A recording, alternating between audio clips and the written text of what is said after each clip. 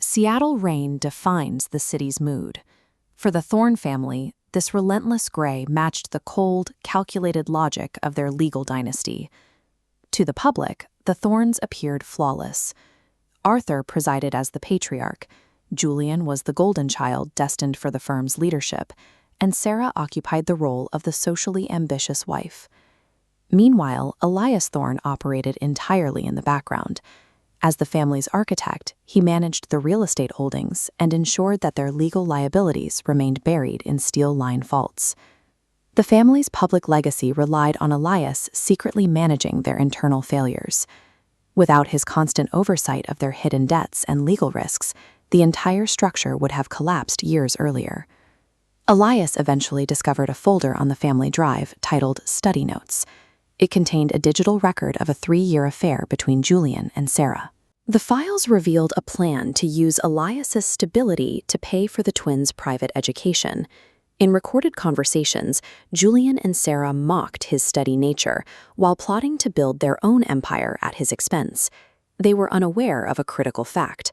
A bout of mumps at 22 had left Elias sterile.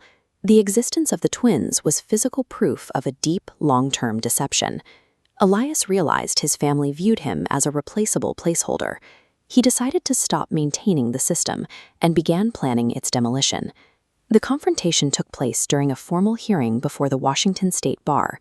Julian attempted to dismiss the situation as a personal family matter, trying to protect his professional standing and his access to the Thorne fortune.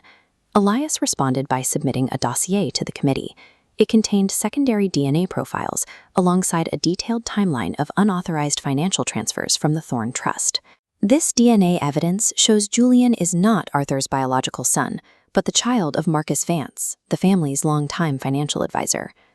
Vance spent 30 years helping Julian's mother siphon millions from the estate. Julian was the biological result of the man systematically robbing the family. This evidence of fraud invalidated Julian's legal standing within the trust. It gave the SEC the justification to freeze the firm's assets, effectively ending Arthur's control over the dynasty. The subsequent SEC investigation into Vance's embezzlement trail led to a mandatory liquidation of the remaining Thorne holdings to settle outstanding debts. Arthur was forced to leave his estate for a state-funded apartment, where he spent his time filing lawsuits against a legacy that no longer existed. Julian's career ended with the revocation of his law license. He took a job as a night shift clerk in a debt collection agency, living in a basement and separated from the wealth he had expected to inherit.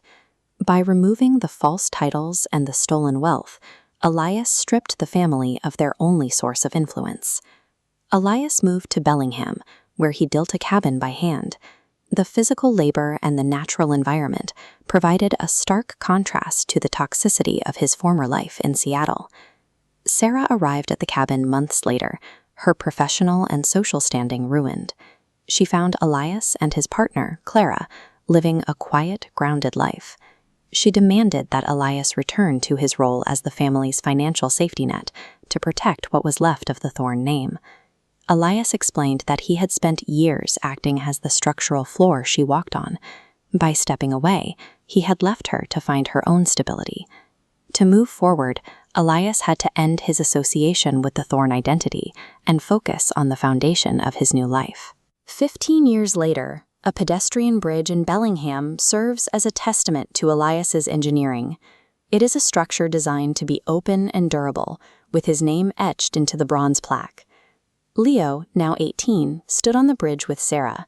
She worked as a nurse now, her life defined by labor rather than status. Sarah told her son that they were part of a dishonest system that Elias had to dismantle to save himself. At his home in the mountains, Elias received a notification that the educational trust for the twins was fully funded. This payment settled his final tie to the past. The Thorne dynasty failed because it was built on fraudulent foundations.